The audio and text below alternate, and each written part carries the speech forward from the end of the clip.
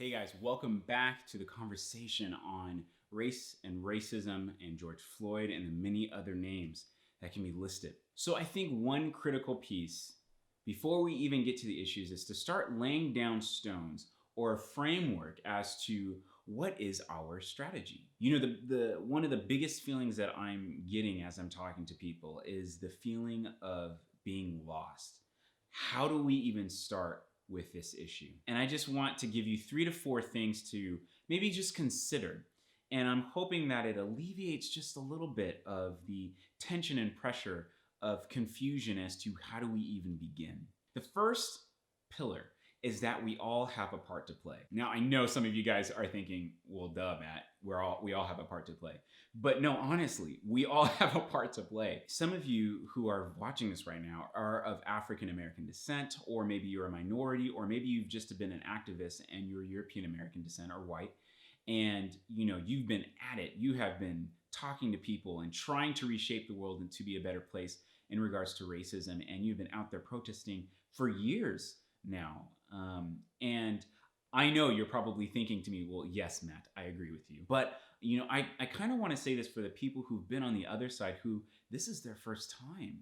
Maybe they've thought for all this time or been in certain environments, which has led them to the belief that racism doesn't exist or police brutality isn't a thing.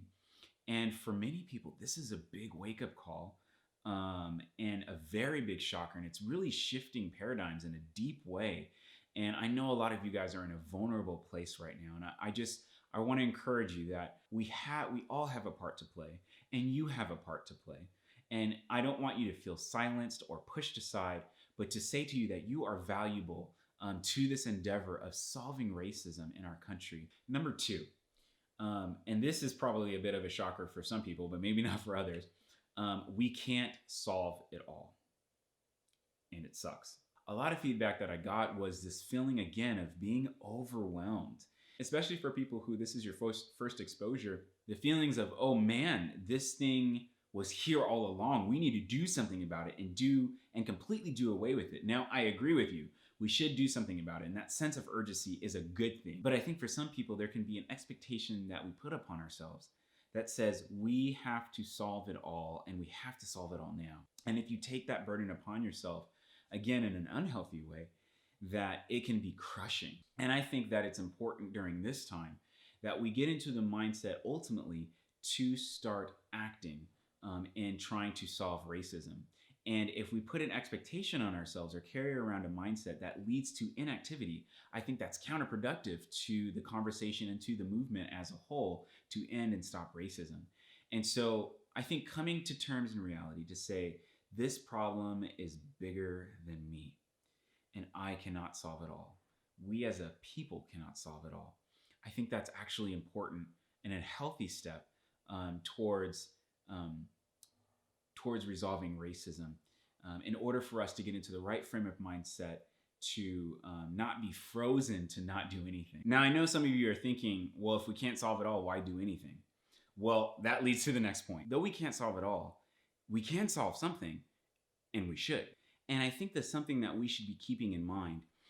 The question is, what is this era of humanity supposed to accomplish? What part of the fortress are we supposed to take down? Can you imagine a world where Abraham Lincoln's era, that era of humanity, did not abolish slavery? We probably wouldn't be here.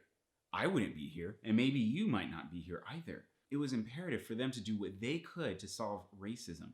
Now, they didn't solve it all, but they took down the part that their era of humanity was supposed to resolve, and they succeeded in it.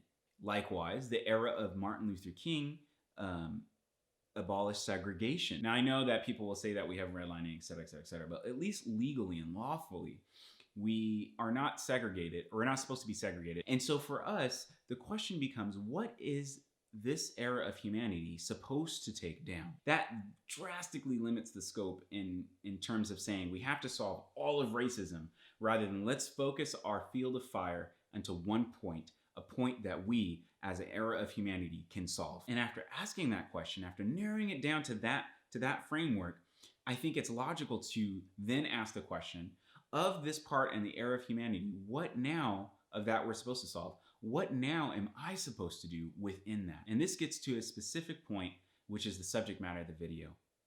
The context of your life matters. Each of you has unique gifts and talents and skills. I feel like I've said the same thing 3 times in different ways.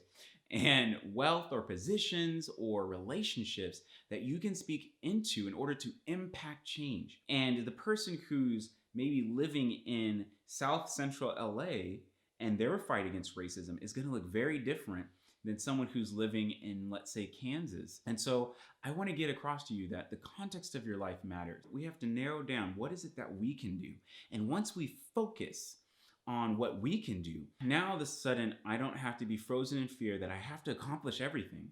But maybe if I can just take down this one sector, maybe if I can stop my office from saying racist jokes, or talk to my one friend about racism, or hear that one African American out who's hurting right now. Maybe if I do that one thing, that I have accomplished what I'm supposed to do. Now, I want to be clear, very clear, that in order to solve racism, it's not going to be a one-day thing. This is a long fight. And I think that we would do better. And again, this is just my opinion, but I think that we would do better if we made fighting racism a part of our lifestyle. Right? If now I'm focused on my job and my friends and whatnot, and just being a healer of my world, and if everybody does that, then I think we would be able to sustain fighting racism over the long haul.